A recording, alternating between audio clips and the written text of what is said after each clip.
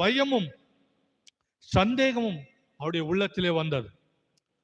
அப்பதான் ஆண்டவர் ஆகாய் தீர்க்கதரிசி அழகா அனுப்பி சொல்றார், திடன் கொள்ளுங்க ஐயா, செருபாபேலே நீ திடன் கொள். ஏன்? நான் உங்க கூட இருக்கிறேன். அல்லேலூயா. நான் உங்களோடு கூட இருக்கிறேன். நீங்க வேலையை பாருங்க, நீங்க வேலையை நடத்துங்க, நான் உங்களோடு கூட என்ன செய்வேன்? இருப்பேன். நீங்க கவலைப்படாதீங்க ஐயா. ஸ்தோத்திரம். நான் உங்க கூட என்ன செய்வேன்? இருப்பேன். 70 வருடங்கள் ஸ்தோத்திரம் அந்த சிறையிருப்புல இருந்து உங்களை மீட்டு கொண்டு வந்து இந்த ஆலயத்தை கட்டும்படி தொடங்கின நான் அதை நான் என்ன செய்வேன்? முடிக்கும் வரைக்கும் நான் உங்களோடு கூட என்ன செய்வேன்?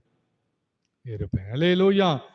அதுக்குதான் அழகா அவங்களை சொல்லி திடப்படுத்துகிறார். இன்றைக்கு அந்த வார்த்தையை கர்த்தர் இந்த அக்டோபர் மாதத்திலே உள்ளங்கள், வேலையை நடத்துங்கள், நான் உங்களோடு கூட